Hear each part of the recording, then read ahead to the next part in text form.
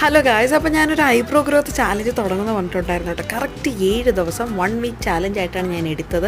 അപ്പോൾ എന്തെങ്കിലും ഡിഫറൻസ് ഉണ്ടെങ്കിൽ ഞാൻ പറഞ്ഞിട്ടുണ്ടായിരുന്നു, അതും നിങ്ങളെ ഞാൻ അറിയിക്കുമെന്ന്. ഓക്കെ, അപ്പോൾ ഞാൻ അടുത്തടുത്ത ദിവസങ്ങൾ അപ്ലൈ ചെയ്ത് കൊടുക്കുന്നുണ്ട്. ഇനി ഫൈനലായിട്ട് നിങ്ങൾക്ക് അവസാനം വരെ കാണുമ്പോൾ എന്തെങ്കിലും ഡിഫറൻസ് നിങ്ങൾക്ക് ജെന്യുവനായിട്ട് തോന്നിയാൽ നിങ്ങളും ഒന്ന് ട്രൈ ചെയ്ത് നോക്കുക ഗൈസ്. ഓക്കെ, അപ്പോൾ ഞാനിങ്ങനെ അപ്ലൈ ചെയ്ത് കൊടുക്കുന്നുണ്ട്. ഞാൻ പ്രിഫർ ചെയ്യുന്നത് നൈറ്റ് റുട്ടീനിൽ നിങ്ങൾ ഇൻക്ലൂഡ് ചെയ്യുക കേട്ടോ. അതായിരിക്കും ഏറ്റവും കൂടുതൽ നിങ്ങൾക്ക് റിസൾട്ട് കിട്ടുന്നത്.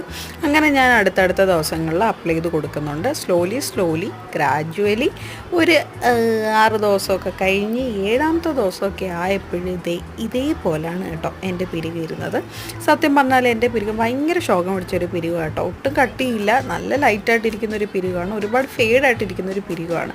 സത്യം പറഞ്ഞാൽ ഇപ്പം നല്ല രീതിക്കുള്ള ഡിഫറൻസ് ഇല്ലേ, പഴയതും പുതിയതും വെച്ച് നോക്കുമ്പോൾ എനിക്ക് നല്ല ഡിഫറൻസ് തോന്നിയിട്ടുണ്ട്. അപ്പം നിങ്ങൾക്ക് തോന്നിയാൽ ഡു ട്രൈ ഇറ്റ് ഔട്ട്. അപ്പോൾ ബൈ ഗൈസ്.